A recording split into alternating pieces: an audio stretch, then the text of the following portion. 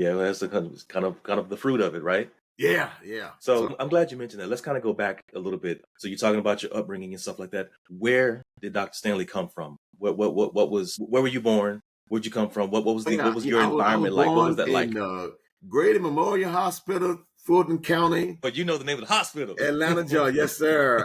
I used to remember the room number, but I forgot it. No, I'm just kidding. Yeah, man. And listen, that place was deplorable back in the day. Okay. Okay. It was the place you didn't go if you wanted to live. Oh wow. But today is the opposite. Okay. It's So premier now. it's been gentrified. Yeah, yeah. You gon' need to brace for a mild impact, but yet remain calm. Feel this intense, subtle, powerful, quiet storm. No need for you to close the windows or lock your doors. See, when I'm done, the next voice you hear is Baraka born. So view it on your... Yeah. Be About It podcast. All right. Hello, and thank you so much for choosing to click on that blue, black, and silver thumbnail there. This is the Be About It podcast. I am your host, Baraka, and I'm so excited about my guest that I have today. This is the premiere of the podcast, and I have some great things, some excellent things I want to share with you. But before I do that, I kind of want to tell you a little bit about how this got started. And it simply is the result and or the response of my obedience to the will of the Father. He has some things that he's shown me and that I want to share with you guys. And I'm so excited to do that. If you haven't already seen the clips, many of the clips that I have spread across all of social media that have been viewed by thousands and thousands, then you're in for a treat as to what exactly the Be About It podcast is all about. So just to share just a little bit with you real quick, it is something that the Lord has shown me, and that it's going to be a part of my testimony. And there have been other episodes already that I have recorded, but have not yet uploaded. And if you would like to see the full testimony, the full length video of my testimony and other things that I have to say, please do me a favor. Would you like the page, like the channel, share what it is that you're about to see, and make a comment, because doing all of those things, combination of all of those things, will do a couple of things for me. Number one, it will help the Be About It podcast get out there, which is important to me. But the other thing that's more important is it will help the message of the Be About It podcast get out there to motivate and activate men across this country and across the world to be about it. So that's my message to you, and I really, really appreciate it. So now, I wrote this down because I don't want to forget any of the points that I put. Now I am excited to introduce my guest today. He has been a major influence in my life and an inspiration. I have known him for at least the last 16 years. For the last 3 years, I have had the honor and the privilege of sitting across from him at a table to glean from the exquisite and the seemingly bottomless fountain of wisdom and knowledge that is him. He has poured into my life and has taken on the role of a spiritual father. He's as close as a brother, and he is a husband, a motivational speaker. He is an author, a father, a brother, a son, a lecturer, a man of God, a man of principle, and so many other things that I could name. But I'm excited to get started with this podcast and this conversation with him. So without any further ado, I introduce to you my pastor, Dr. Stanley Ferrell. What's going on, man? Is he coming? He coming he to the room here? Yeah. That's me. That's me. Okay. Yeah, man. Oh, yeah, man, that it's is good. you. Good to be here with you, man. Excited about what you're doing and what God is doing in your life. And as always, excited about being a part of the process and being on the path with you and journeying together, man, on behalf of the kingdom of God. So Amen. I'm honored to be here with you. And thank you so much for allowing me to be your guest, man, and being who you allow me to be in your life. So thank you, brother. Absolutely. Appreciate you. Yeah, no problem. Now, I know that, when I was preparing for this podcast and setting up all the different, as the Lord was speaking to me and helping me to get set in on what it is I'm going to be doing, and sharing with me the vision of the podcast and all that. One of the things, or one of the people, he showed me several people, but you were one of those people. And one night when I was trying to get to sleep, and the Lord just began to minister to me and run all of these ideas and these guests and these shows and these titles and all this kind of stuff. I was like, oh, this is good. It was like 2:00 in the morning. I said, let me get out of bed real quick and write this down. And so I wrote it down. And when he showed me you, he showed me that we need to talk about the title of this episode is called Eliminating Limiting Beliefs. And it is under the series. What did I title the series? The theory of complacency. The theory of complacency. And that's something else he showed me too. Of course, being up under you for so long now, and actually knowing you for so long, I know that you do a lot. Everything that you do is in series. And so I was like, oh, this is going to be good. I got a series now. I'm a series guy now. Yeah. And so, yeah, this is another one of those episodes, the first of the episodes under the series. And so I know that a lot of people have already spoken a lot, probably have beat a horse with this particular subject. But the reason I wanted you to be a part of this and go and talk about this with you is because I believe you are going to provide a unique perspective on this particular subject. So first of all, here's my first question. And however long we go, man, it's however long we go. I really believe that this is going to be this is going to be probably a multi-part episode, but let's just see what happens, and we'll do that as it goes. So my first question to you would be, what qualifies you to speak on this particular topic? Man, what qualifies me to speak out? The thing I think that qualifies, and I'm gonna say this in general, then I say, apply to me specifically, is that, when you have, I guess, walked the path, you've experienced things and gained wisdom from that experience, that failure, because it's that complacency is a measure of failure, and having walked through that valley, so to speak, and I think we all walk through that valley, and having walked through that valley, and then remembering the things that I saw, that I experienced, the things that I, what got me there and what got me out, and being honest about that, part of the journey, and being able to look back at it and see that, it's a part of my making. So I can speak to it because it's part of that building blocks, is part of that fabric that makes you who you are. You know what I'm saying? We think, so often we think it's all good things and successful things. And no, it's a combination, and so I look back at it, with an appreciation, in a sense, and because we all go through that, we all encountered and experienced that, and the fact that I didn't get stuck, number one. Then number two, the fact that I still, to this very day, have to fight that fight. It's an ongoing journey, you know what I'm saying? And coming to understanding that, and gaining the wisdom from knowing, hey, you know what? Everything that's a part of sin, you don't go away, because sin don't go away.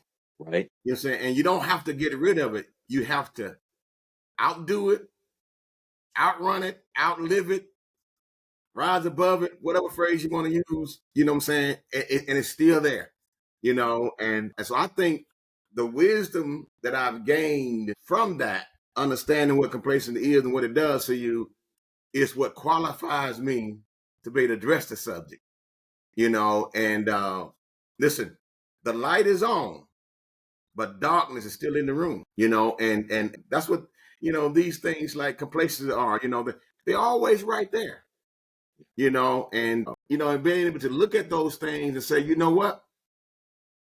I know you come with one purpose, but I'm gonna give you God's purpose. See, the enemy's purpose for complacency, would be obviously destroy and from whatever, and that's fine. But then we can take that same thing and say, we're gonna repurpose that, and say, you know what, I'm gonna use you as a tool. See, I'm gonna use you as a tool. You come to keep me from where I'm going, but I'm gonna use you to get to where I'm going. All right. You see what I'm saying? And so I guess I another way of saying it in conclusion is this, having learned that this successful people, progressive people, diligent people, productive people have learned to, how to not get rid of the mess or the crap, but how to really process it into something productive. Mm, Because a successful life got a lot of stink in it. man. You know what I'm saying? And but it's how you processing that. That's why people don't smell it. Because you process in such a way that you take it and you make it fertilizer. Amen. Yeah. And so I got that stuff in my life. We all do. But that, but that stuff is not driving my life. Right. I'm using it. Right. You know what I'm saying? To produce fertilizer in my life, And so I think that particular component right there is gaining the wisdom and perspective of it, and being able to repurpose it, and utilize it, and then it empowers you to help others and to be able to see it. It gives you a keen discernment, and you can when you acknowledge it and see it in your life, it's easy to see it in other people's life, and it empowers you to help them. Gotcha. And so I know it's probably a long way to answer that question, but that's the way I'll answer that question. No, that's good. That's good. So you're saying basically from the experiences that you've gone through, you didn't allow those experiences to lock you into who you were at that point, but you learned from that and then began to build upon that each time that you came across or encountered other circumstances and situations. So you allowed them to grow you instead of shrink you back. Yeah. Yeah. Okay. And I think a lot of times, a lot of us, or some of us, there's a skill to that. There's a skill to that. I think for some reason, some of us don't learn how to do that. And I believe that's where that's how the Lord helped me come up with the whole podcast idea. Because I, for one, I have to admit, that probably did not do very good in my past with those same things that you've just expressed. And so now with you, I have over the years have learned how to better do that. And of course, through my study of the Bible now, also learning better how to do these things and to overcome. And then, so at what point do you believe, I guess, in your upbringing, your coming up and your maturing, did you come to understand that this is me, was it something that was ingrained in you? Is it something that you learned along the way? Is it the Bible? Is it your circumstances, mom, parents? Where did you learn to be that man? Yeah, we all have innate things from God. And some of us, our upbringing make it hard for us to kind of unravel, and to discover those things. But I think the thing for me was, and people ask me this question all the time, like, why, how did you get started so young? What happened? And we think it's always something tragic. But did somebody die? No, for me, it was me recognizing at a real early age, one of the key things in my environment and upbringing, I picked up because I hung around my grandmother a lot, and I hung around older people a lot. And I took what they said about listening and learning. So I would observe, I would listen, I would learn, and I would sit around and listen to older people talk. Not for information's sake, whatever, for learning. And so I kind of grew up one of them, what they call them old soul, kind of like it made me want to know more and to learn. And then I watched, one of the key things that influenced me was I watched my mother be an avid reader, a woman who only got went to the third grade. Wow. And I watched her, when I found all that out, as I was a kid, but I would watch her read every day. And so that inspired me. And so I started that reading, and it was in me reading that opened up my mind to greater horizon, and that reading made me a thinker. Okay. I would read stuff, and I'm kind of a slow reader, because when I read, I picture things as I read, and I like to ask questions as I read to myself and whatever, and I write notes. My books, they all noted up, and You know what I'm saying? I write a book in the book when I read a book. Mm-hmm. You know what I'm saying? Because I want to go back to something like that. So that just, and then I don't just take what people say. Gotcha. I never have, you know what I'm saying? And so I would go look it up, search it out, whatever, and so recognizing that part of me, I begin to associate that with, you know what?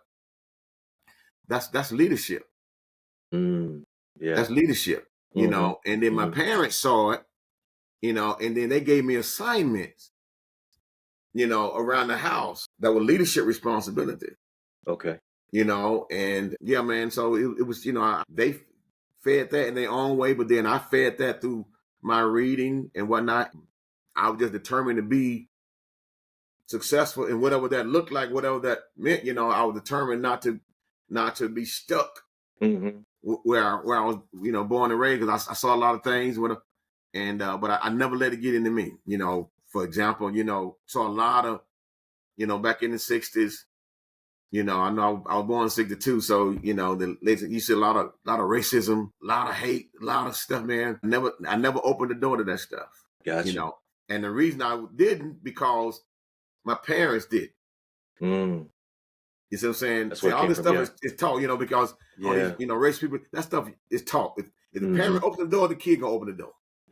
So that's right. They didn't open the door, and they saw more than I did. Right, exactly. Yeah. They experienced more than I did. You know what I'm saying? But I never saw bitterness, and I didn't see all this, white man, black man stuff. You know what I'm saying? In my house, Now, unfortunately, one of my brothers, he caught wind of that stuff. Yeah. Not from my parents, but from outside influence, and then his life still ain't about nothing to this day. Yeah, well, that's kind of the fruit of it, right? Yeah. So I'm glad you mentioned that. Let's kind of go back a little bit. So you're talking about your upbringing and stuff like that. Where did Dr. Stanley come from? Where were you born? Where'd you come from? What was your environment like? What was that like? Grady Memorial Hospital, Fulton County. But you know the name of the hospital. Atlanta, Georgia. Yes, sir. I used to remember the room number, but I forgot it. No, I'm just kidding. Yeah, man. And listen, that place was deplorable back in the day. Okay. It was the place you didn't go if you wanted to live. Oh, wow. But today is the opposite. Okay. It's premier now. It's been gentrified. Yeah. Georgia country boy, southern boy. Yeah. We grew up, raising up pigs and chickens and back in we live. Listen, we didn't live in the country. We lived in the woods. The woods of Georgia. We lived back in the woods. You know what I'm saying? Literally, that our house was in a country area, but it went back up in the woods. Wow. And you had to come off the main dirt road. Okay. Now, you're down in the country on the dirt road, but then you had to go back. Listen, we were off the grid, brother. Okay, so you live on the county road. Yeah, man. Yeah, they were calling the county road now, But back up in there, man, and I still go by that when I go back home to that. That was where I was at, man. And the only reason we got up out of the back of the woods, the house caught on fire back up in there. Wow, is that right? Burnt us out. Otherwise, man. Yeah. Wow. And otherwise, I probably would have finished high school up in there. Okay. Because it was a lot of family around as well. So that's that, man. Just okay. So you would say then too, maybe some of the experiences in your upbringing, being there in Georgia, they kind of made you a leader. Not just your parents. Yes, they had the most important role, but also the things that you went through growing up in that environment just kind of led to the person that you are. Yeah, I think my personality, my key personality traits, was seen at an early age that I can remember. When I was in kindergarten, they say, my mom would say that I had a desire to live in Texas when I was in kindergarten. Okay. She's been talking about living in Texas for forever. And for Christmas, the only thing she said, my parents would tell me, the only thing I wanted for Christmas was cowboys and Indians. Come on, man. Is that right? And I think I grew with that, and I didn't realize it was a God thing until I got older. It was a God thing. Okay. And that's where I'm at now, Texas. Wow. It was like, it's, that was in my heart, and I didn't know it was spiritual then. But as I got older, I realized it was, and so I followed that. I made plans for that. Yeah. I was very close to my mother. It was So like, well, how you gonna, leave your mom? That leave boy ain't mom, going right? nowhere because I love to be around my mother when Mm-hmm. I was a kid. But then Mm-hmm. the first chance I got, boy, I was gone. You were gone. Yeah. So let's You talk know, about this. I know that you haven't always been a doctor. no. Okay. And so I remember, correct that. okay, well, okay, Listen, so uh-huh. listen. You know, what we develop, what we produce comes out of us. Okay, yes. And I always believed that I was. Mm-hmm. Meaning, not so much in the technical word of being a doctor, but I've always believed innate that my personal seed was that of a leader, Uh-huh. and that's where I see that, that achievement as developing the leader in me, and this is the title they give to it. You know what I'm saying? And so I've always believed in not following the crowd. Mm-hmm. And so again, from reading allowed me to think things about myself that an average kid didn't think, because you That's good. read, That's good. what I'm Yes. saying, books. And I Mm-hmm. didn't read novels, and I didn't read soap opera stuff, Mm-hmm. like that, stuff that was educational, and and some inspiration. Didn't have many inspirational books, could get my hands on many. But what I did, and you just get this. It's like that reading fed that, watered that seed in me, that what, I'm greater than what it looks like. I just had a sense of something greater. I just had that sense, what I'm saying? And I think it was fed by reading, and that's why I emphasize that to my kids and to other people. Reading, Yeah. Yeah. it waters the seed in you, Yeah. I believe one way or the other, yeah. because we got that other seed, that bad seed, Right. what I'm saying? That's But I right. believe Mm-hmm. that's a God seed. Mm-hmm.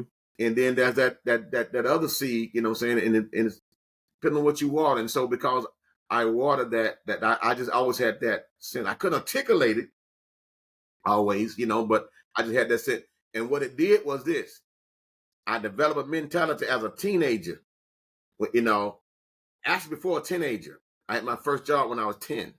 And when I say first job, well, really my first job. It was my first public job.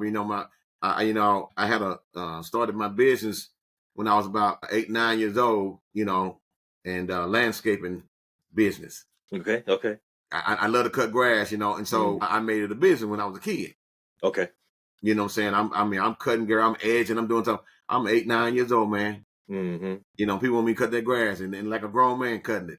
Wow. You know what I'm saying? And my my dad fed that. Because my dad was a very hard worker. Okay. And so he drove us like a oh, I can't say it now. I don't know. I got to find new terms now because stuff's so sensitive these days. Yes, exactly. Right. You know what I'm saying? Mm-hmm, We're going to just say like a Georgia slave. I'm going to just say it like that. Okay. I'm going to leave all that other stuff alone. And he drove us. Okay. Yeah. You know what I'm saying? And to work, and so as kids, we didn't get to eat till he ate. If he didn't eat, then we didn't eat. Yeah. Yeah. That kind of mentality. Mm-hmm. You know what I'm saying? So I kind of still have that. Mm-hmm. Myself. Yeah. So what I said all that to say this: I never liked following the crowd, even when I was a kid. Okay. If I went because I wanted to. Gotcha. And when I did, I'm like, well, because for two things, I wasn't gonna give up my freedom for nobody. Okay.